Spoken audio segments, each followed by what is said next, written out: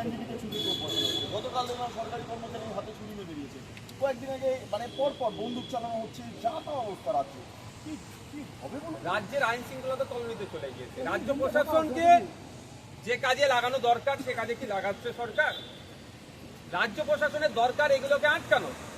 রাজ্য প্রশাসনের পুলিশের একটা উইং আছে যেটা হচ্ছে আপনার এসবি গোয়েন্দা দপ্তর। তাদের কাজ হচ্ছে এই ধরনের ঘটনা সংঘটিত হতে পারে কি পারে না আগাম তারা খবর রাখবে, আর এইগুলোকে না ঘটে তার জন্য পুলিশ যে সেখানে প্রোটেক্ট করবে, সম্পূর্ণরূপে ব্যর্থ। এরা গোয়েন্দা দপ্তরকে লাগাচ্ছে নওশাদ সিদ্দিকীর মিটিং মিছিল কোথায় হচ্ছে সেখানে আটকাবার চেষ্টা হবে। নওশাদ সিদ্দিকীর দলের আইএসএফ এর কোথায় উঠতি নেতা উঠছে তাদের নামে মিথ্যা মামলা দিতে হবে। কোথায় আপনার যারা আইএসএফ এর সাথে যুক্ত আছে বা বিরোধী দল যারা করছে একটু সক্রিয়ভাবে তাদের নামে কিভাবে মিথ্যা কেস দিয়ে তাদেরকে আটকানো হবে, সেই কাজে প্রশাসনকে ব্যবহার করছে রাজ্য সরকার। ফলে রাজ্য প্রশাসন তাদের ডিউটি বাদে যেটা অ্যাকচুয়াল করা দরকার অন্য কাজে ব্যস্ত হয়ে যাচ্ছে, সেই পরিমাণ ম্যান পাওয়ার নাই যে বাকিগুলোকে আটকাবে।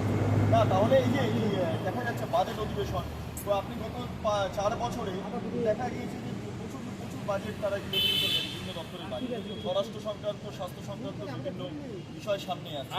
আমি এই বছরে আশা করব আমাদের রাজ্য বিধানসভাতে বেশ কিছু গুরুত্বপূর্ণ দপ্তরের আলোচনা হোক বাজেটকে নিয়ে।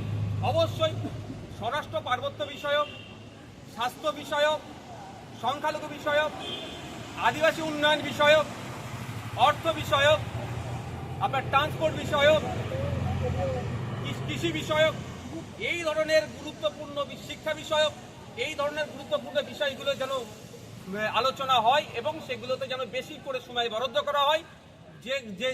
যে ল্যাগগুলো আছে, যে গ্যাপগুলো আছে সেগুলোকে তাহলে আমরা ফুটিয়ে তুলতে পারবো এবং রাজ্যের কনসার্ন ডিপার্টমেন্টাল মিনিস্টাররাও সেগুলোকে জানবে এবং সেই গ্যাপ পূরণের জন্য তাদের সর্বোচ্চ আশা করছি চেষ্টা করবে। বলুন তো, কালকে বিশ্ব বাণিজ্য সম্মেলন শেষ হলো, লক্ষ লক্ষ কোটি টাকা কার্যত বিনিয়োগ হবে এই কথা বলছি। যতদিন তৃণমূল কংগ্রেস রাজ্যে থাকবে সেই অর্থে শিল্প আসবে না। লাস্ট 5 বছরে প্রায় 2000 মতো কোম্পানি বাংলাদেশে চলে গেছে।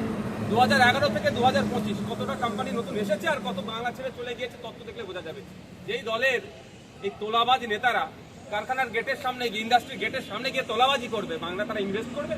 তারা শিল্পপতি, 1 টাকা ইনভেস্ট করলে কিভাবে এখান থেকে তাদের রেভিনিউটা ডবল করবে তারা সেটা আগে ভাবে, ইনভেস্ট করার আগে তারা ভাবে। আর যখন ইনভেস্ট করতে যাবে এই তোলাবাজদের মুখগুলো ভেসে উঠবে। অনেক তো প্রতিশ্রুতি হয়। 2015 থেকে 2023 প্রায় 17 লক্ষ কোটি টাকার যা আপনার ইনভেস্টেড, যা আপনার প্রতিশ্রুতি এসেছিল তার 5% কভার হয়নি। আমি মনে করি সরকারি টাকা এটা মোচ্ছব ছাড়া আর কিছুই হয় না। আর সরকারি টাকাটা কোথায় আছে? পাবলিকের, জনসাধারণের ট্যাক্সের টাকাই মোচ্ছব ছাড়া আর কিছুই হচ্ছে না। এটা ঠিক আছে।